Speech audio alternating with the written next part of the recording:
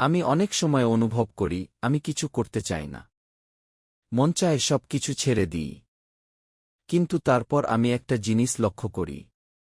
যখন কোনো প্রতিষ্ঠানের সবাই একসাথে বসে, পুরো টিম এক জায়গায় জড়ো হয়, তখন তারা শুধু কাজের রিপোর্ট দেয় না, তারা তাদের ভিশন নিয়ে কথা বলে।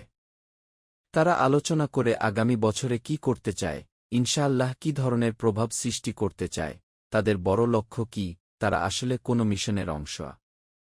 তখন যে মানুষটা শুধু এক্সেল ফাইল নিয়ে কাজ করছে, অথবা যে ঘন্টার পর ঘন্টা ভিডিও এডিট করছে, সেই মানুষটাও হঠাৎ বুঝতে পারে, আমি শুধু একটা ছোট কাজ করছি না, আমি একটা বড় কিছুর অংশ।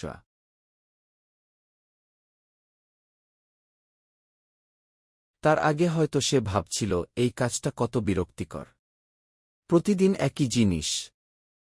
কিন্তু যখন সে বুঝতে পারে তার ছোট অবদানও একটা বিশাল উদ্দেশ্যের অংশ, তখন তার ভেতরে নতুন শক্তি ফিরে আসে। তার মন আবার জীবন্ত হয়ে ওঠে। কারণ মানুষ তখনই প্রাণ ফিরে পায়, যখন সে অনুভব করে যে তার কাজের মূল্য আছে, তার পরিশ্রম একটা মহান উদ্দেশ্যের সাথে যুক্ত।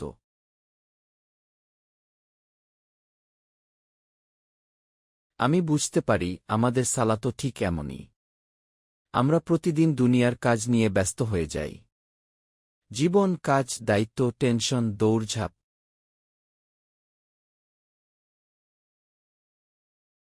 এসবের মাঝেই আমরা হারিয়ে যাই। তারপর আল্লাহ আমাদের থামিয়ে দেন। তিনি আমাদের তার সামনে দাঁড় করান। আমরা সূরা ফাতিহা পড়ি, আখিরাতের কথা বলি, সরল পথের দোয়া করি, বিচার দিবসের কথা স্মরণ করি। তখন আমি হঠাৎ দুনিয়ার ক্ষুদ্র ব্যস্ততা থেকে বের হয়ে অনেক বড় বাস্তবতার কথা ভাবতে শুরু করি।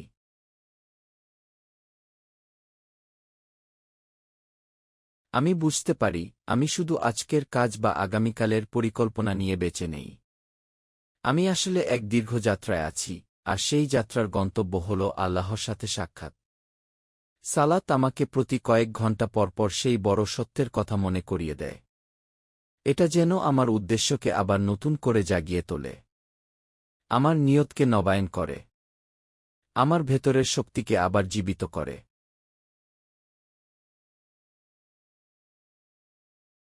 আমি যখন গভীরভাবে সালাত নিয়ে চিন্তা করি, তখন বিচার দিবসের সাথে সালাতের আশ্চর্য মিল দেখতে পাই। কিয়ামতের দিন আমরা সবাই দাঁড়িয়ে থাকব। সালাতেও আমরা দাঁড়াই। কিয়ামতের দিন কেউ আল্লাহর অনুমতি ছাড়া কথা বলতে পারবে না। সালাতেও আমরা শুধু সেই কথাই বলি যা আল্লাহ আমাদের শিখিয়েছেন।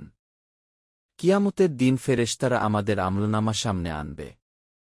আর প্রতিটি সালাতের শেষে আমি ডানে ও বামে সালাম ফিরিয়ে সেই ফেরেশতাদের উপস্থিতি স্বীকার করি, যারা আমার প্রতিটি কাজ লিখে রাখছে।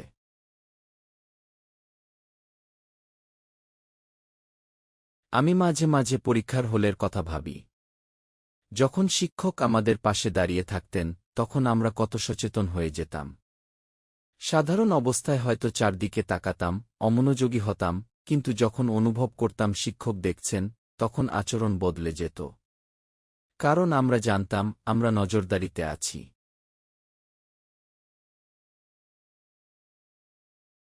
সালাতও আমাকে ঠিক সেই অনুভূতি দেয়। আমি বুঝতে পারি আমি একা নই। আল্লাহ আমাকে দেখছেন। ফেরেশতারা আমার প্রতিটি কাজ লিখে রাখছেন। আমি যখন আসসালামু আলাইকুম ওয়া রাহমাতুল্লাহ বলি, তখন শুধু পাশে থাকা মানুষকে সালাম দিচ্ছি না, বরং সেই ফেরেশতাদের প্রতিও সালাম দিচ্ছি, যারা সবকিছু নথিভুক্ত করছে। আমি নিজেকে মনে করিয়ে দিচ্ছি যে আমার প্রতিটি কাজ হিসাবের জন্য সংরক্ষিত হচ্ছে।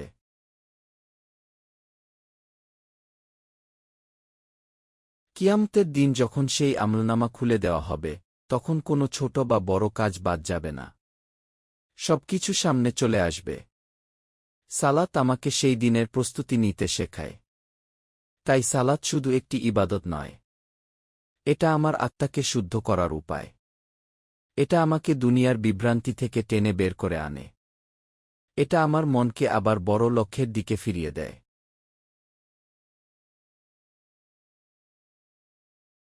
আমি বুঝতে পারি যদি মানুষের জীবনে বড় কোনো লক্ষ্য না থাকে, তাহলে সে ছোট ছোট বিষয়েই আটকে যায়। বছর পার হয়ে যায়, কিন্তু জীবনে কোনো প্রকৃত অগ্রগতি হয় না। কারণ সে কখনো নিজেকে বড় কিছুর জন্য প্রস্তুত করেনি। কুরআন আমাদের প্রথম যে বড় লক্ষ্য শেখায় সেটা হল একদিন আমাদের আল্লাহর সামনে দাঁড়াতে হবে।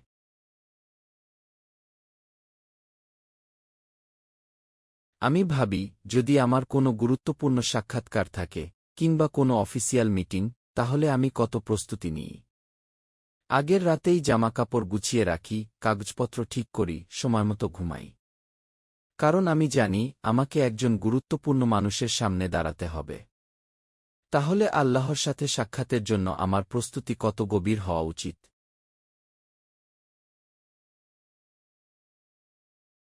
সালাত আমাকে সেই প্রস্তুতির ধারাবাহিকতায় রাখে। এটা আমাকে বারবার মনে করিয়ে দেয় যে আমি আল্লাহর দিকে এগিয়ে যাচ্ছি। প্রতিদিন প্রতি মুহূর্তে আমি আমার চূড়ান্ত গন্তব্যের দিকে অগ্রসর হচ্ছি।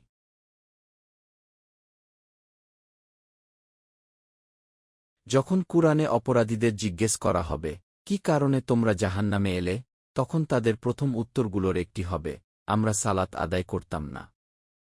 কারণ তারা সেই জিনিসটাই হারিয়ে ফেলেছিল যা মানুষকে উদ্দেশ্য দেয়, দিকনির্দেশনা দেয়, আত্মিক শক্তি দেয়। তারা এমন কিছু হারিয়েছিল যা মানুষকে আল্লাহর সাক্ষাতের জন্য প্রস্তুত রাখে।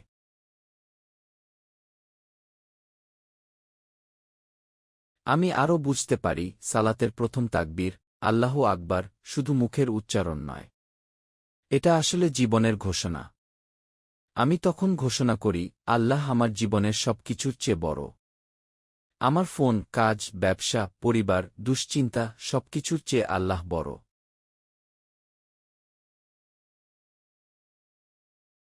আমি সালাতে দাঁড়ালে কেউ আমাকে ডাকলেও আমি সাড়া দিই না। ফোন বাজলেও আমি ধরতে যাই না। কারণ সেই মুহূর্তে আমি ঘোষণা করছি, আল্লাহ সবকিছুর উপরে। এই বাস্তব অনুশীলন ছাড়া সত্যিকারের তাকবীর সম্ভব নয়।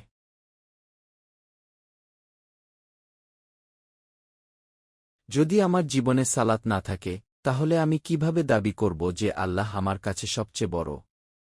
সালাতই হল সেই বাস্তব প্রমাণ যেখানে আমি আমার সময়, মন, শরীর এবং আত্মাকে আল্লাহর সামনে নত করি। এই কারণেই সালাত শুধু ইসলামের একটি অংশ নয়, বরং সালাত যেন পুরো ইসলামের হৃদয়। এটা আমাকে বারবার আমার প্রকৃত পরিচয়, প্রকৃত লক্ষ্য এবং প্রকৃত গন্তব্যের কথা মনে করিয়ে দেয়।